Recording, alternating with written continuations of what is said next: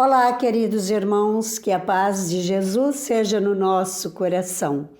Trouxemos um pedacinho da nossa história, a história da independência do Brasil, que muitos desconhecem, que é a história que teve a adesão intuitiva do povo aos elevados desígnios do mundo espiritual. Isso está contido na obra Brasil, Coração do Mundo, Pátria do Evangelho, psicografia do médium Francisco Cândido Xavier, pelo Espírito Humberto de Campos. A independência.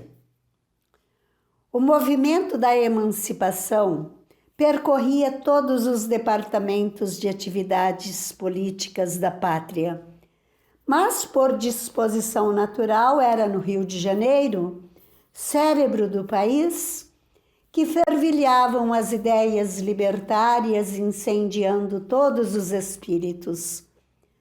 Os mensageiros invisíveis desdobravam sua ação junto de todos os elementos, preparando a fase final do trabalho da independência através dos processos pacíficos. Os patriotas enxergavam no príncipe Dom Pedro a figura máxima que deveria encarnar o papel de libertador do reino do Brasil. O príncipe, porém, considerando as tradições e laços de família, hesitava ainda em optar pela decisão suprema de se separar em caráter definitivo da direção da metrópole. Conhecendo as ordens rigorosas das cortes de Lisboa, que determinavam o imediato regresso de Dom Pedro a Portugal, reúnem-se os cariocas para tomarem as providências de possível execução. É uma representação com mais de 8.000 assinaturas é levada ao príncipe regente pelo Senado da Câmara, acompanhado de numerosa multidão, a 9 de janeiro de 1822. Dom Pedro, diante da massa de povo, sente a assistência espiritual dos companheiros de Ismael, que o incitam a completar a obra da emancipação política da pátria do Evangelho, recordando-lhe simultaneamente as palavras do Pai no instante das despedidas. Aquele povo já possuía consciência da sua maioridade e nunca mais suportaria o retrocesso à vida colonial, integrado que se achava no patrimônio das suas conquistas e das suas liberdades. Em face da realidade positiva, após alguns minutos de angustiosa expectativa, o povo carioca recebia por intermédio de José Clemente Pereira a promessa formal do príncipe de que ficaria no Brasil, contra todas as determinações das cortes de Lisboa, para o bem da coletividade e para a felicidade geral da nação. Estava assim proclamada a independência do Brasil, com a sua audaciosa desobediência às determinações da metrópole portuguesa. Todo o Rio de Janeiro se enche de esperança e de alegria, mas as tropas fiéis a Lisboa resolvem normalizar a situação, ameaçando abrir luta com os brasileiros a fim de se fazer cumprirem as ordens da coroa. Jorge de Avilés, comandante da divisão, faz constar imediatamente os seus propósitos. E a 11 de janeiro, as tropas portuguesas ocupam o Morro do Castelo, que ficava a cavaleiro da cidade. Ameaçado de bombardeio, o povo carioca reúne as multidões de milicianos, incorpora-os às tropas brasileiras e se posta contra o inimigo no campo de Santana.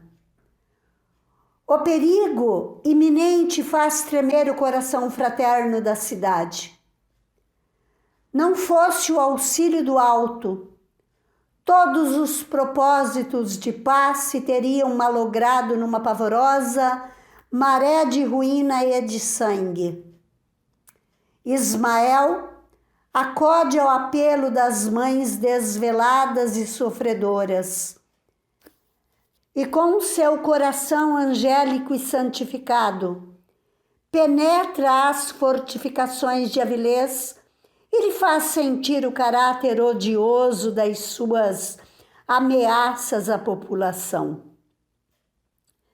A verdade é que, sem um tiro, o chefe português obedeceu com humildade à intimação do príncipe Dom Pedro, capitulando a 13 de janeiro e retirando-se com as suas tropas para outra margem da Guanabara, até que pudesse regressar com elas para Lisboa. Os patriotas daí por diante já não pensam noutra coisa que não seja a organização política do Brasil. Todas as câmaras e núcleos culturais do país se dirigem a Dom Pedro em termos encomiásticos, levando-lhe a generosidade e exaltando-lhe os méritos. Os homens eminentes da época, a cuja frente somos forçados a colocar a figura de José Bonifácio como a expressão culminante dos Andradas, auxiliam o príncipe regente, sugerindo-lhe medidas e providências necessárias. Chegando ao Rio, por ocasião do grande triunfo do povo, após a memorável resolução do Fico, José Bonifácio foi feito ministro do Reino do Brasil e dos negócios estrangeiros. O patriarca da independência adota as medidas políticas que a situação exigia, inspirando com êxito o príncipe regente nos seus delicados encargos de governo. Gonçalves Ledo, Frei Sampaio e José Clemente Pereira, paladinos da imprensa da época, foram igualmente grandes propulsores do movimento da opinião, concentrando as energias nacionais para a suprema afirmação da liberdade da pátria.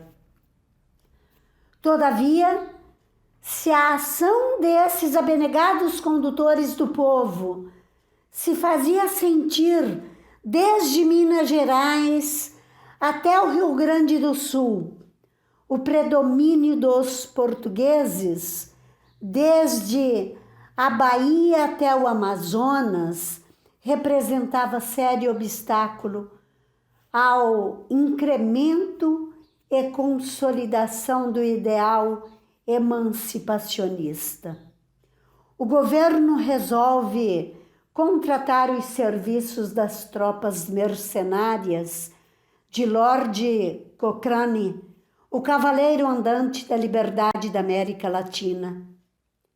Muitas lutas se travam nas costas baianas e verdadeiros sacrifícios se impõem os mensageiros de Ismael, que se multiplicam em todos os setores com o objetivo de conciliar seus irmãos encarnados dentro da harmonia e da paz, sempre com a finalidade de preservar a unidade territorial do Brasil, para que se não fragmentasse o coração geográfico do mundo. José Bonifácio aconselha Dom Pedro uma viagem a Minas Gerais, a fim de unificar o sentimento geral em favor da independência e serenar a luta acerba dos partidarismos. Em seguida, outra viagem com os mesmos objetivos realiza o príncipe regente a São Paulo. Os bandeirantes que no Brasil sempre caminharam na vanguarda da emancipação e da autonomia, recebem-no com o entusiasmo da sua paixão libertária e com a alegria da sua generosa hospitalidade.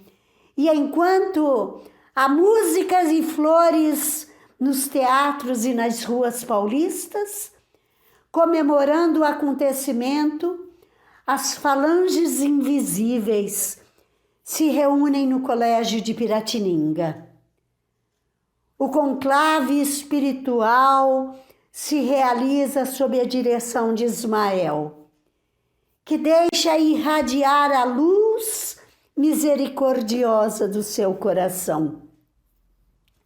Ali se encontram heróis das lutas maranhenses e pernambucanas, mineiros e paulistas, ouvindo-lhe a palavra cheia de ponderação e de ensinamentos. Terminando a sua locução pontilhada de grande sabedoria, o mensageiro de Jesus sentenciou: a independência do Brasil, meus irmãos, já se encontra definitivamente proclamada. Desde 1808, ninguém lhe podia negar ou retirar essa liberdade. A emancipação da pátria do Evangelho consolidou-se, porém, com os fatos verificados nesses últimos dias.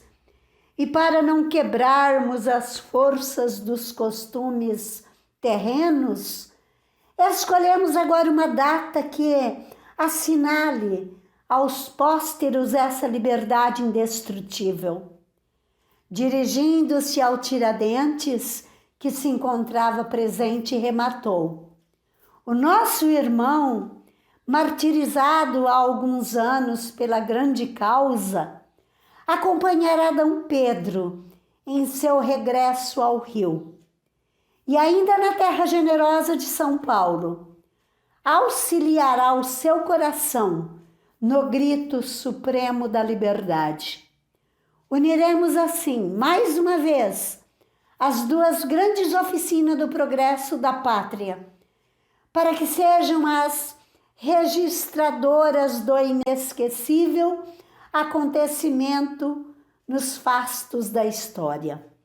O grito da emancipação partiu das montanhas e deverá encontrar aqui o seu eco realizador.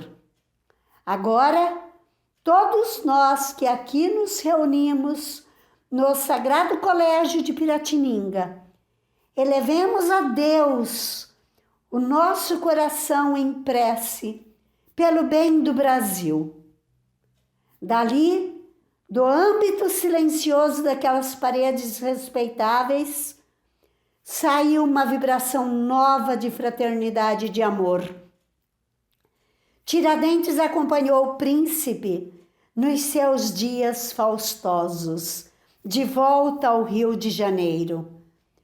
Um correio providencial leva ao conhecimento de Dom Pedro as novas imposições das Cortes de Lisboa.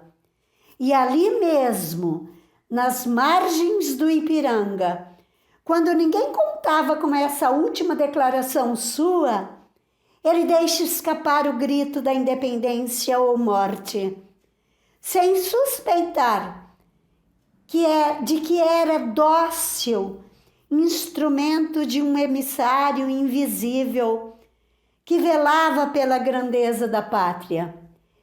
Eis porque o 7 de setembro, com escassos comentários da história oficial que considerava a independência já realizada nas proclamações de 1º de agosto de 1822, passou a memória da nacionalidade inteira como Dia da Pátria e data inolvidável de sua liberdade.